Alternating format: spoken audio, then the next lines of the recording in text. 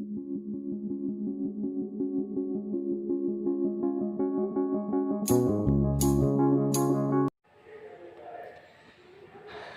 this section, we will try to write the accepted shapes of some common molecules. Shape of beryllium fluoride molecule. जैसे कि आप लोग देख रहे हो कि बेरिलियम एटम ग्राउंड स्टेट पे इसकी जो इलेक्ट्रॉनिक कॉन्फ़िगरेशन है वो 1s2 2s2 होती है। यानी फर्स्ट ऑफ ऑल हम ये समझेंगे कि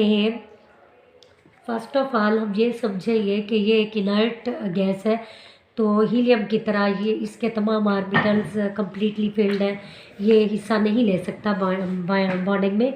लेकिन बेरिलियम थोड़ा सा हीलियम से डिफरेंटली बिहेव करता है, क्योंकि इसका जो 2s ऑर्बिटल है वो कम्प्लीटली फिल्ड नहीं है, क्योंकि उसके अंदर 2s ऑर्बिटल तो कम्प्लीटली फिल्ड है लेकिन सेकेंड शेल कम्प्लीटली फिल्ड नहीं है। 2s ऑर्बिटल तो कम्प्लीट है, 2p लेवल में इलेक्ट्रॉन्स मौजूद नहीं है। 2px 2py 2pz तीनों खाली है। तो जब हीलियम को थोड़ा सा एनर्जी दी जाएगी, एनर्जी अनयूजुअल, यानी हम उसे हीट अप करेंगे, गर्म करेंगे, एनर्जी प्रोवाइड करेंगे, तो बेरिलियम एटम के जो 2s ऑर्बिटल में 2 इलेक्ट्रॉन्स पड़े हुए हैं उनमें से एक इलेक्ट्रॉन जंप करके प्रमोट हो जाएगा टू द 2px ऑर्बिटल, जिसकी वजह से अब सिंगल 2 इलेक्ट्रॉन्स हो गए। 2s और 2p आपस में हाइब्रिडाइज हो चुके हैं। अब इलेक्ट्रॉनिक कॉन्फ़िगरेशन हो गई 1s2 2s1 और 2px1। जैसे कि इस डायग्राम में आप देखेंगे, ये जो आपके सामने डायग्राम है, इलेक्ट्रॉनिक कॉन्फ़िगरेशन आपको इसमें दिखाई गई है, इलेक्ट्रॉनिक कॉन्फ़िगरेशन ऑफ बेरिलियम। अब एनर्जी लेवल के अकॉर्डिंग इसको देखें तो ग्राउंड स्टेट पे 2s 2 इलेक्ट्रॉन्स और 2p बिल्कुल खाली है। 2p क्योंकि खाली है इसलिए इसका एनर्जी लेवल हाई है। 2s ग्राउंड स्टेट पे है, उसमें 2 इलेक्ट्रॉन्स मौजूद है, उसका एनर्जी लेवल डाउन है। जैसे ही इलेक्ट्रॉन्स प्रमोट होंगे, एनर्जी दी जाएगी बेरिलियम को, तो इसके 2s इलेक्ट्रॉन्स में से एक इलेक्ट्रॉन जंप कर जाएगा 2p में, हाई एनर्जी की वजह से। अब क्योंकि 2px और 2s के अंदर एक इलेक्ट्रॉन है, तो हाइब्रिड ऑर्बिटल्स कुछ इस तरह से बनेंगे। हाइब्रिड ऑर्बिटल्स sp हाइब्रिडाइजेशन होगी, s ऑर्बिटल और p ऑर्बिटल वाली 2p में और 2s में कैरेक्टरिस्टिक्स आ जाएगी, क्योंकि दोनों का एनर्जी लेवल सेम हो जाएगा due to presence of single electrons. अब ये हाइब्रिडाइज्ड ऑर्बिटल्स हो गए sp हाइब्रिड ऑर्बिटल्स। ये भी एक sp हाइब्रिड ऑर्बिटल है, ये दूसरा sp हाइब्रिड ऑर्बिटल है। अब आफ्टर हाइब्रिडाइजेशन सिंगल इलेक्ट्रॉन मौजूद है एक sp हाइब्रिड ऑर्बिटल में। अब इनके ऊपर, हर एक बेरिलियम के ऊपर एक फ्लोरीन एटम जो है एक sp हाइब्रिड ऑर्बिटल पे आके अटैच हो जाएगा, और दूसरी साइड पे बेरिलियम की दूसरी साइड पे जो sp हाइब्रिड ऑर्बिटल है उसके साथ आके दूसरा फ्लोरीन एटम, जिसके पास ऑलरेडी सिंगल इलेक्ट्रॉन मौजूद है आउटर मोस्ट शेल में, वो आके ओवरलैप हो जाएगा। अब ये ओवरलैपिंग एक तो यहाँ पे हो रही है और एक इस पोजीशन पे हो रही है। इस ओवरलैपिंग की वजह से BeF2 मॉलिक्यूल बन जाएगा और एंगल दोनों बॉन्ड्स का 180 का होगा बेरिलियम डाइफ्लोराइड में। ठीक है, ये एक एग्जांपल हो गई। अब सेकंड एग्जांपल की तरफ आते हैं। सेकंड एग्जांपल में जब हम बात करेंगे, अब जो पिछली स्ट्रक्चर है उसमें आप ये भी देखें कि उसमें बेरिलियम फ्लोराइड की लीनियर स्ट्रक्चर होती है, क्योंकि इसमें 2 बॉन्ड्स बन रहे हैं बेरिलियम और 2 फ्लोरीन के दरमियान। तो ये जो है बेरिलियम डाइफ्लोराइड लीनियर शेप का होगा। बॉन्डिंग ऑर्बिटल्स एक दूसरे से मैक्सिमम डिस्टेंस पे चले जाएंगे, 180 डिग्री का एंगल बन जाएगा दोनों बॉन्ड्स के दरमियान। अब नेक्स्ट एग्जांपल की तरफ आते हैं। नेक्स्ट एग्जांपल हमारे पास है बेरिलियम ट्राइफ्लोराइड मॉलिक्यूल की, बोरान ट्राइफ्लोराइड मॉलिक्यूल की orbital electronic configuration of boron. सबसे पहले आप देखें उसमें 1s2 2s2 2px1 और 2py में भी कोई इलेक्ट्रॉन नहीं, 2pz में भी कोई इलेक्ट्रॉन नहीं है। अब जब भी जो बोरान है, जब वो उसके अंदर आप देख रहे हैं px में सिंगल इलेक्ट्रॉन है।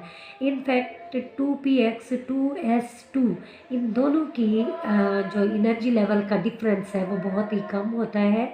इस डायग्राम में आप देखें ग्राउंड स्टेट पे 2s में 2 इलेक्ट्रॉन्स हैं, लेकिन जब प्रमोशन ऑफ इलेक्ट्रॉन होगी इसमें एनर्जी प्रोवाइड की जाएगी बोरान को, तो उससे क्या होगा, एक इलेक्ट्रॉन जंप करके 2p में शिफ्ट हो जाएगा। अब एक्साइटेड स्टेट में 2s में भी सिंगल इलेक्ट्रॉन है, 2px और 2py में भी सिंगल सिंगल इलेक्ट्रॉन्स हैं।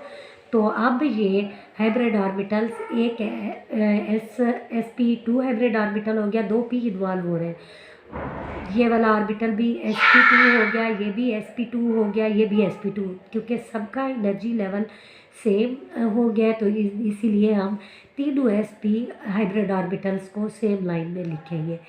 अब जब कोई भी एक और एटम आके बोरान के साथ फॉर एग्ज़ाम्पल हम क्योंकि फ्लोरीन की बात करें, ट्राईफ्लोराइड बन रहा है बोरान ट्राईफ्लोराइड, तो ये तीनों फ्लोरीन जो है क्या करेंगे, बोरान की 3 साइड्स पे आके ओवरलैप करेंगे। जहाँ जहाँ पे sp2 हाइब्रिड ऑर्बिटल्स प्रेजेंट है, वहाँ वहाँ पे आके fluorine head to head overlapping करेगा और इस ओवरलैपिंग से बॉन्ड बन जाएगा और 3 यानी कोवलेंट बॉन्ड्स बन जाएंगे और हर एक कोवलेंट बॉन्ड की का जो एंगल है वो 120 डिग्री होगा, एक दूसरे से जो उनका एंगल का डिस्टेंस है। ठीक है, ये बोरान ट्राईफ्लोराइड मॉलिक्यूल की टेट्राहेड्रल शेप आपके सामने है। उसके बाद शेप्स ऑफ कार्बन कंपाउंड्स की तरफ आते हैं। कार्बन के आप लोगों ने पहली क्लासेस में भी पढ़े हुए हैं कि कार्बन जो है वो बहुत सारे कंपाउंड्स बना रहा है। उसके साथ हाइड्रोकार्बन बहुत सारे हम देखते हैं, इथेन मीथेन, उनमें हम यही देखते हैं कि हाइड्रोजन कार्बन के साथ बॉन्ड बना रहा होता है। कार्बन की अब आउटर मोस्ट इलेक्ट्रॉनिक कॉन्फ़िगरेशन अगर हम देखें तो 2s2, 2px1, 2py1 और 2pz में कोई इलेक्ट्रॉन मौजूद नहीं है। तो इसका मतलब ये है कि 2p बॉन्डिंग ऑर्बिटल्स जो हैं वो 2py और 2px और 2py है। और जो s ऑर्बिटल है अगर वो एक्साइटेड हो गया तो फिर क्या हो सकता है, और अगर यानी ये डिफरेंट हाइब्रिडाइजेशंस हो सकते हैं, डिफरेंट टाइप की स्ट्रक्चर्स बन सकती हैं कार्बन के कंपाउंड्स की। सबसे पहले हम sp3 हाइब्रिडाइजेशन की तरफ आते हैं कि कार्बन के अंदर sp3 हाइब्रिडाइजेशन किस तरह से होती है। इस डायग्राम या इस स्ट्रक्चर की तरफ अगर आप आए तो देखें कार्बन में 2s में 2 इलेक्ट्रॉन्स मौजूद है, 2px और 2py में सिंगल सिंगल इलेक्ट्रॉन मौजूद है ग्राउंड स्टेट पे, और डेफिनेटली 2p की का एनर्जी लेवल हाई है एज़ कम्पेयर टू 2s में पेयर ऑफ इलेक्ट्रॉन मौजूद है, इसका एनर्जी लेवल डाउन है। जब 2s ऑर्बिटल एक्साइटेड होता है, इसके इलेक्ट्रॉन्स एक्साइटेड होते हैं ड्यू टू कोई भी रीज़न हो सकती है, हम खुद भी एक्साइटेड करवा सकते हैं by providing energy to s orbital. तो s ऑर्बिटल का एक इलेक्ट्रॉन फिर एक्साइटेड होके 2pz में शिफ्ट हो जाएगा, जिसकी वजह से अब आप देख रहे हैं एक s ऑर्बिटल और 3 p ऑर्बिटल्स इसमें इन्वॉल्व हो रहे हैं। तो 4 हाइब्रिड ऑर्बिटल्स बनेंगे और चारों हाइब्रिड ऑर्बिटल्स में से हर एक हाइब्रिड ऑर्बिटल का नाम अब sp3 हाइब्रिड ऑर्बिटल हो जाएगा। ये चारों हाइब्रिड ऑर्बिटल्स जो है वो sp3 हाइब्रिड ऑर्बिटल्स हैं और सबका एनर्जी लेवल सेम है, सेम लेवल पे आ गए। अब ये बॉन्डिंग में कार्बन हिस्सा ले सकता है, यानी अपने साथ मज़ीद 4 एटम्स को ओवरलैप करा सकता है।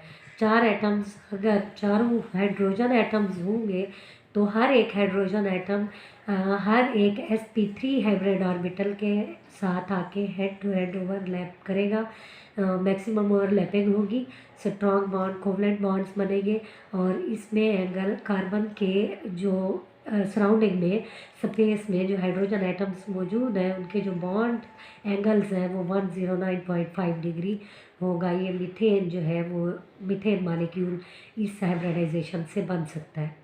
sp2 हाइब्रिडाइजेशन ऑफ कार्बन की तरफ आए तो sp2 हाइब्रिडाइजेशन में ये होता है कि 4 वैलेंस ऑर्बिटल्स हाइब्रिडाइज होने की बजाय 3 वैलेंस ऑर्बिटल्स जो हैं वो जो सेम प्लेन में पड़े हुए होते हैं 120 के एंगल पे एक दूसरे से होते हैं, वो हाइब्रिडाइज होते हैं सिर्फ। और जो 2s 2px और 2py, ये तीनों एक्साइटेड कार्बन एटम के जो ऑर्बिटल्स हैं ये आपस में हाइब्रिडाइज होते हैं, क्योंकि ये ऑर्बिटल्स लाई इन एक्स वाई प्लेन में मौजूद होते हैं। और जो फोर्थ 2pz ऑर्बिटल है ये राइट एंगल पे हाइब्रिड ऑर्बिटल्स, तीनों हाइब्रिड ऑर्बिटल्स से राइट एंगल पे मौजूद होता है, तो इसीलिए ये हाइब्रिडाइजेशन में हिस्सा नहीं लेता। इस तरह के कार्बन एटम्स जो है वो इन्वॉल्व होते हैं for the in the formation of alkenes, यानी कंपाउंड्स जिनमें डबल बॉन्ड मौजूद होता है, उनमें इस तरह की हाइब्रिडाइजेशन इन्वॉल्व होती है। और इसमें क्या होता है, दो कार्बन एटम्स आपस में जो sp2 हाइब्रिडाइजेशन स्टेट में आमने सामने मौजूद होते हैं, तो उन दोनों के दरमियान sp2 हाइब्रिडाइजेशन हो रही होती है और एक सिग्मा बॉन्ड बना रहे होते हैं हेड ऑन ओवरलैपिंग से। और इसीलिए ये जो 2 एटम्स हैं कार्बन के, वो दोनों sp2 हाइब्रिडाइजेशन में इन्वॉल्व हो रहे हैं, और बाकी जो 2 ऑर्बिटल्स बचते हैं वो भी sp2 हाइब्रिडाइज्ड ऑर्बिटल्स होते हैं। इसमें हम स्ट्रक्चर को देखते हैं, तो स्ट्रक्चर में आप देखें 2s में 2 इलेक्ट्रॉन्स मौजूद है, 2p में सिंगल इलेक्ट्रॉन मौजूद है, 2px और 2py में, ठीक है। और क्या होता है, जब इलेक्ट्रॉन प्रमोट होता है, एक्साइटेड होता है, तो एक s ऑर्बिटल s का एक इलेक्ट्रॉन एक p ऑर्बिटल में शिफ्ट हो जाता है। अब वो ऑर्बिटल p का जो हिस्सा नहीं ले रहा, मतलब जो प्लेन में नहीं है, जो सेम प्लेन पे नहीं है, वो उसका एनर्जी लेवल उतना ही रहता है, वो एक्साइटेड ही रहता है। लेकिन जो प्लेन में आ रहे हैं एक s और 2 p ऑर्बिटल्स, वो हाइब्रिडाइज्ड हो जाते हैं, इसलिए sp2 हाइब्रिड ऑर्बिटल्स बनते हैं 3। और अब ये क्या कर सकते हैं, अपने साथ 3 जो है बॉन्ड्स बना सकते हैं, वो इस तरह से कि 2 कार्बन एटम्स अब इसमें इन्वॉल्व है। यहाँ पे हमने एक कार्बन की बात की, इसी तरह का सिचुएशन दूसरे कार्बन एटम में भी हो रही है। अब दोनों कार्बन एटम्स जब एक दूसरे के करीब आएंगे, तो एक तो उनका जो आउट ऑफ द प्लेन था, जो मौजूद था out of the plane orbital, वो हेड टू हेड ओवरलैप करके उनके दरमियान भी बॉन्ड बन जाएगा 2pz और pz के दरमियान, सॉरी पैरेलल ओवरलैपिंग से पाई बॉन्ड बनेगा। अब आपस में कार्बन और कार्बन का जो ऑर्बिटल sp2 हाइब्रिड ऑर्बिटल्स दोनों के जो सेम प्लेन पे आ रहे हैं px वाले, वो हेड टू हेड ओवरलैपिंग कर लेंगे, जिसकी वजह से सिग्मा बॉन्ड बनेगा। और उसके अलावा हर एक कार्बन पे जो 2 हाइब्रिड ऑर्बिटल्स sp2 रह गए, वो हाइड्रोजन को अपने ऊपर हाइड्रोजन के साथ ओवरलैपिंग करके बॉन्डिंग बना लेंगे, ठीक है। इस तरह से कार्बन इथीन का मॉलिक्यूल बन सकता है sp2 हाइब्रिडाइजेशन से। अब हम आते हैं लास्ट मॉलिक्यूल की तरफ। जो लास्ट मॉलिक्यूल है वो sp हाइब्रिडाइजेशन ऑफ कार्बन से होती है। अब इसमें क्या होता है कि 2, यहाँ पे थोड़ा सा डिफरेंस है पिछले मॉलिक्यूल से, इसमें 2 जो ऑर्बिटल्स हैं जिनमें सिंगल इलेक्ट्रॉन्स मौजूद हैं, वो एक्साइटेड ही रहेंगे, और जिसमें जो s ऑर्बिटल इलेक्ट्रॉन शिफ्ट कर रहा है, वो सिर्फ s के साथ इंटरमिक्स होगा, उन दोनों का एनर्जी लेवल सेम होगा। अब इससे sp हाइब्रिडाइजेशन होती है और 2 sp हाइब्रिड ऑर्बिटल्स बनते हैं, और इन 2 हाइब्रिड ऑर्बिटल्स की वजह से एक कार्बन दूसरे कार्बन के साथ इन 2 सिंगल इलेक्ट्रॉन्स की वजह से, जो सिंगल इलेक्ट्रॉन्स अनहाइब्रिड ऑर्बिटल्स में मौजूद थे, उनकी वजह से तो डबल बॉन्डिंग कर लेंगे ओवरलैपिंग से आपस में। लेकिन जो टू हाइब्रिड ऑर्बिटल्स हैं हर एक कार्बन पे, वो हाइब्रिड ऑर्बिटल्स हाइड्रोजन के साथ ओवरलैपिंग करके एक हाइड्रोजन एटम को अपने साथ अटैच करेंगे और इथाइन का मॉलिक्यूल बन जाएगा। आगे कुछ एग्जांपल्स हम देखते हैं। नए अमोनिया की शेप की बात करते हैं। अमोनिया की शेप को हम पहले भी पढ़ चुके हैं। इसमें भी आप देखें नाइट्रोजन की जो आउटर मोस्ट इलेक्ट्रॉनिक कॉन्फ़िगरेशन है उसमें यही होता है 2px में सिंगल इलेक्ट्रॉन, 2py में सिंगल इलेक्ट्रॉन, 2pz में सिंगल इलेक्ट्रॉन होता है। ये बहुत ही ईजी है कि ये तीनों इलेक्ट्रॉन्स हाइब्रिडाइज हो जाते हैं क्योंकि इनका एनर्जी लेवल सेम है। और नाइट्रोजन पे जो पेयर ऑफ इलेक्ट्रॉन मौजूद होता है, लोन पेयर ऑफ इलेक्ट्रॉन, वो एक साइड पे चला जाता है और तीनों हाइब्रिड ऑर्बिटल्स एक साइड पे चले जाते हैं और वो जो हाइड्रोजन एटम है उसको उसकी ओवरलैपिंग से बॉन्ड बना लेते हैं और 3 हाइड्रोजन एटम्स ओवरलैप करेंगे, बॉन्डिंग होगी, 3 बॉन्ड बनेंगे और हर एक बॉन्ड का दूसरे बॉन्ड से 107 डिग्री का एंगल बनता है और लोन पेयर जो है वो तीनों बॉन्ड से अपोजिट डायरेक्शन में चला जाता है, जिसकी वजह से इसकी ज्योमेट्री जो है वो बनती है, पिरामिड बन जाता है, पिरामिडल ज्योमेट्री इसकी बनती है। ठीक है। नेक्स्ट sp3 हाइब्रिडाइजेशन अमोनिया में जब हम देखते हैं तो उसमें ये होता है, थोड़ा सा इसकी स्ट्रक्चर का बता दूँ कि 3 इलेक्ट्रॉन्स मौजूद हैं। अब 2s जो आइसोलेटेड 2s के अंदर 2 इलेक्ट्रॉन पेयर मौजूद था वो लॉन पेयर भी हाइब्रिडाइज हो जाता है। लॉन पेयर वाला ऑर्बिटल भी हाइब्रिडाइज हो जाता है, सेम एनर्जी लेवल पे आ जाता है। जो 3 बाकी p ऑर्बिटल्स हाइब्रिडाइज थे, सेम एनर्जी लेवल पे थे, तो ये sp3 हाइब्रिडाइजेशन कहलाती है। लेकिन s जो है वो हाइब्रिडाइजेशन में हिस्सा ले रहा है लेकिन उसके पास लोन पेयर मौजूद है। एनर्जी लेवल के डिफरेंस के कम होने की वजह से इनके दरमियान इस तरह से ओवरलैप हाइब्रिडाइजेशन हो सकती है। और अब जहाँ जहाँ पे सिंगल इलेक्ट्रॉन्स मौजूद है वहाँ वहाँ जाके एक हाइड्रोजन आइटम अटैच हो जाएगा तो इससे टेट्राहेड्रल स्ट्रक्चर बन जाएगी। ठीक है। नेक्स्ट टॉपिक हम इलेक्ट्रॉन पेयर रिपल्शन थ्योरी के अकॉर्डिंग हम इसको डिस्कस करेंगे नेक्स्ट टॉपिक में। यहाँ तक आप लोगों ने इसको अच्छे तरीके से रीड करना है, समझना है और कोई क्वेश्चन हो तो आपने ग्रुप में पूछ लेना है।